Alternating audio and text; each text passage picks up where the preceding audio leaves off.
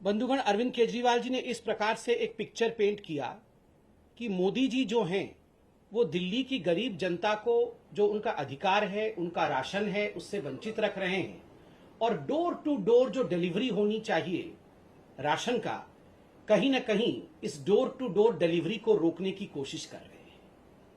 मित्रों, ऐसा नहीं है। हकीकत क्या है?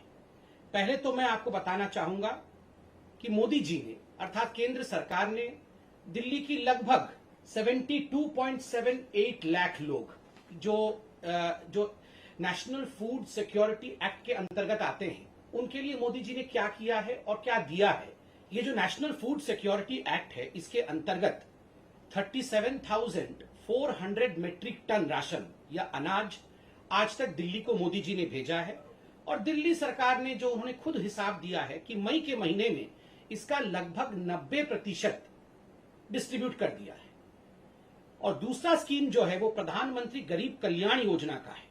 मैं मई जून, अभी जून महीना चल रहा है और मई जून और जून के 5 तारीख तक का आपको हिसाब दूंगा।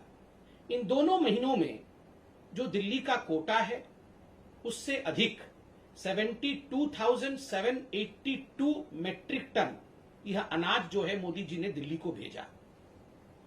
दिल्ली ने कितना उठाया? दिल्ली 53,045 मीट्रिक टन ही उठा पाई, अर्थात सारा उठा नहीं पाई, इतना ही उठा पाई। और ये जो 53,000 मीट्रिक टन उठाया है उन्होंने अपने कोटे में से, उसका मात्र 68% ही उन्होंने डिस्ट्रीब्यूट किया है।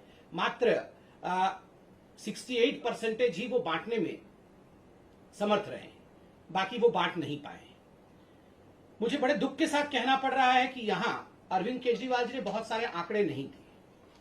पहला आंकड़ा जो अरविंद केजरीवाल जी ने नहीं दिया वो यह है कि ये जो NFSA national food security act का स्कीम है, इसके अंतर्गत कितना पैसा, ये एक सब्सिडाइज्ड स्कीम है, अर्थात इसका पैसा जो है वो केंद्र सरकार देती है और एक बहुत मिनिमम पैसा जो है वो राज्य सरकार देती है।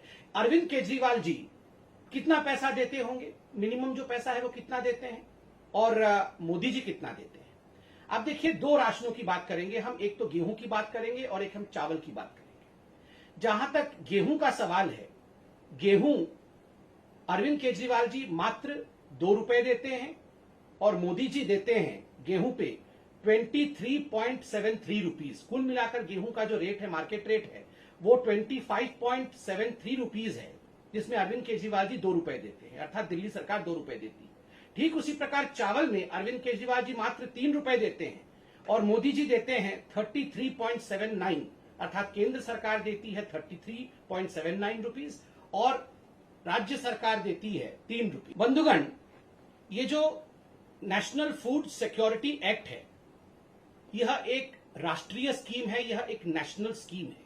ये पूरे राष्ट्र में, पूरे भारतवर्ष में एक यूनिफॉर्म स्कीम के अंतर्गत काम करती है, यूनिफॉर्मिटी के साथ काम करती है। चाहे वो दिल्ली हो, चाहे वो उड़ीसा हो, चाहे वो बंगाल हो, चाहे वो कोई भी राज्य हो, हर राज्य में यूनिफॉर्मली काम करती है और कोई भी राज्य इसको डिसरप्ट नहीं कर सकता है। कोई भी राज्य का यह अधिकार नहीं है कि नेशनल फूड सिक्योरिटी एक्ट को बंद कर दे और अपने तरीके से उसी स्कीम में से स्कीम निकाले।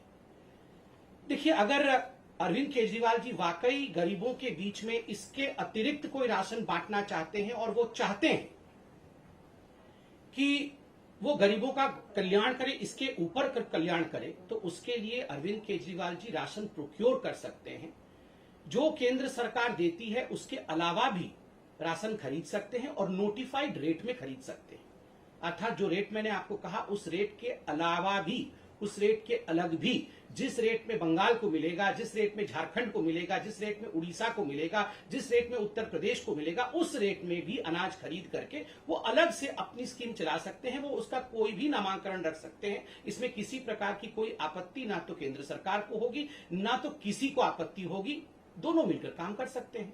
मगर जिस प्रकार से वो ये दिखाने की कोशिश कर रहे हैं कि केंद्र उनको उनका स्कीम चलाने नहीं दे रही है, ये गलत है।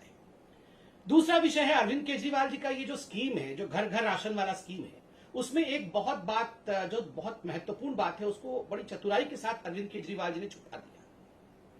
उसमें एक प्रावधान है कि आप ये जो राशन है, जो आप फेयर प्राइस शॉप में पाते हैं, उस राशन को दिल्ली के कुछ एजेंसीज उठा लेंगे और जैसे कि गेहूं है उसको आटा बनाया जाएगा और जैसे चावल है उसकी सफाई की जाएगी और इसके लिए कुछ एक्स्ट्रा चार्ज दिल्ली की सरकार लगाएगी। देखिए, नेशनल फूड सिक्योरिटी एक्ट में कोई भी एक्स्ट्रा चार्ज के विषय में नहीं बताया गया है कि कोई एक्स्ट्रा चार्ज कोई भी राज्य लगा सकती है। जो केंद्र के नियम है उन्हीं केंद्र के नियम के मुताबिक चलना पड़ेगा, एक्स्ट्रा चार्ज कोई लगा नहीं सकता है।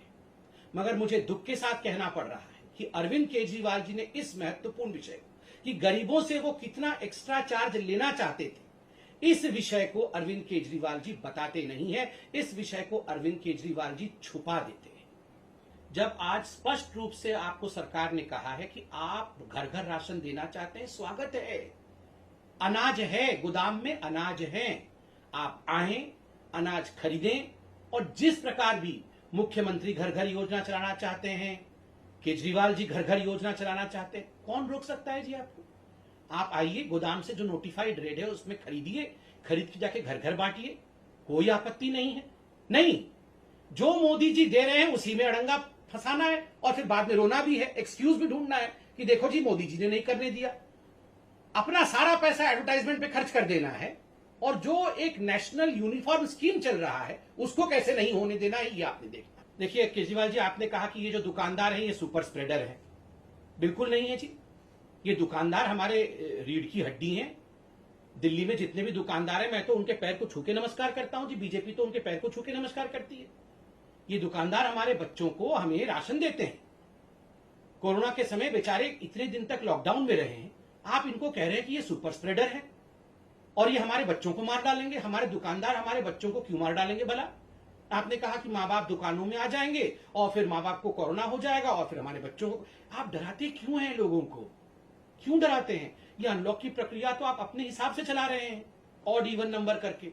फिर आपने ये स्टेटमेंट क्यों दिया कि ये दुकानदार जो है वो सुपर स्प्रेडर है? कोई दुकानदार सुपर स्प्रेडर नहीं है, वो अपना व्यवसाय कर रहा है, कानून को पालन करके कर रहा है, मास्क पहन के कर रहा है, डिस्टेंसिंग के साथ कर रहा है। और दुकानदारों को गाली मत दीजिए। जो लोग बॉर्डर में बैठे हुए हैं, जो लोग वहां पर धरना प्रदर्शन कर रहे हैं, पुतले फूक रहे हैं, वो सुपर स्प्रेडर नहीं है। ये बेचारे दुकानदार जो है ये सुपर स्प्रेडर बन गए। मुझे लगता है इस प्रकार की भाषा का प्रयोग अरविंद केजरीवाल जी को बिल्कुल नहीं करना चाहिए। और देखिए अरविंद केजरीवाल जी, आज तो मैं धन्यवाद देता हूं कि जिस प्रकार से केंद्र सरकार ने एक बहुत बड़े स्कैम को होने से रोक लिया, बहुत बड़े स्कैम को होने से रोक लिया।